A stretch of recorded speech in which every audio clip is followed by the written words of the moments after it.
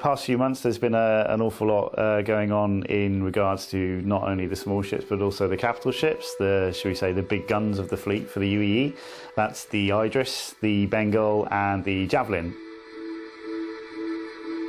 You've seen the Javelin in a disarray of state in the Homestead demo.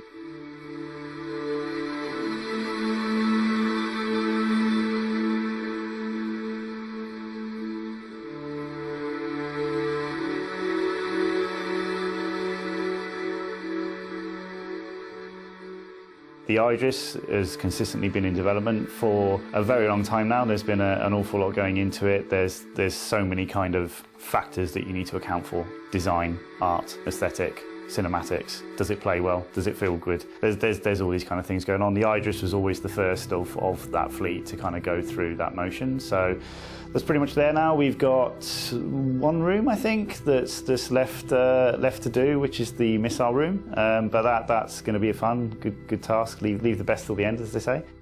The history of the Idris, it really kind of started off as a much smaller ship. And as we kind of do very well in the UK, we make things bigger and bigger and bigger. During the development of Squadron, we kind of realised that really the ship wasn't going to be big enough to suit the needs of the story. There was so many more kind of spaces that we needed to get in there. The hangar needed to feel bigger and better, and you know there was a lot more kind of requirements being driven from shall we say the script. So we've done our best to kind of stay true to Ryan Church's original kind of pitch for that stuff.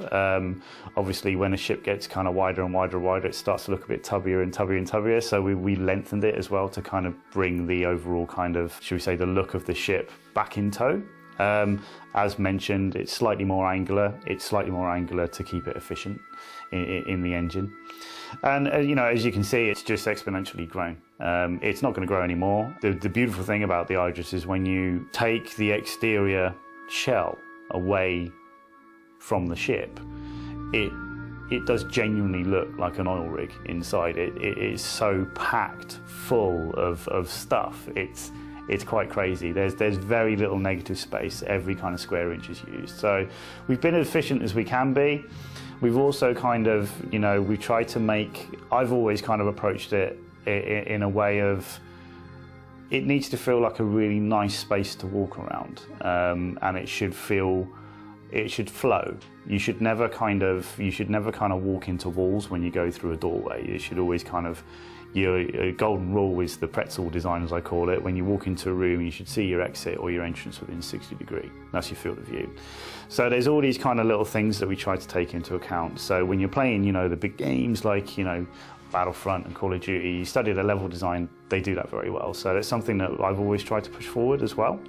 And also to try and bring in some kind of verticality where possible. So you'll notice there's a lot more steps up and down. You know, there's all these, and it is an absolute nightmare to performance capture with this stuff, but it does genuinely feel a little bit more alive than just this kind of flat plane.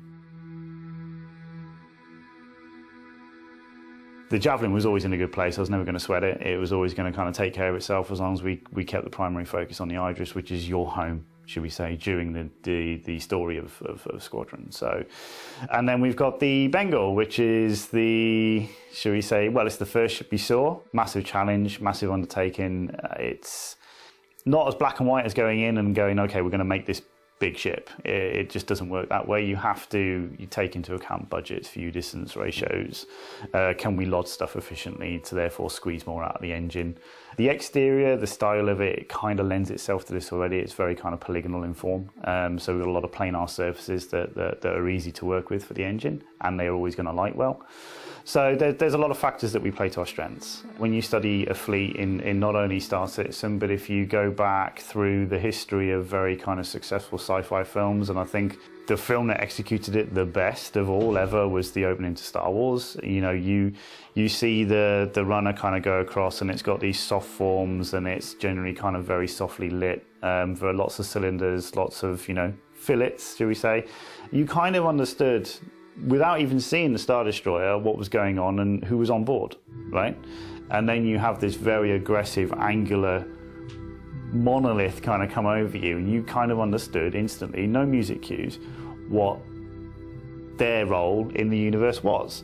And that's something that we try and achieve with the design and the execution of the UE fleet, right? These guys are your friends. They're not here to kind of, you know, be shall we say, like, aggressive.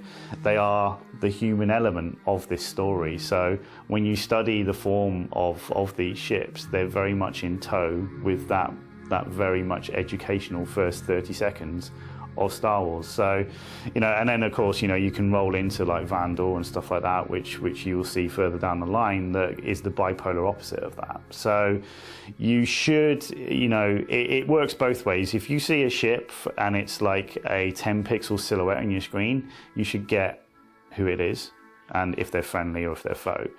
And you should also understand that if you're stood in a corridor and you've just spawned and you just look at a wall panel, you should understand exactly where you are, just through the basics. And that's what we've tried to do. So they're the kind of three big bad boys that are in production right now, and are moving on at quite a rate.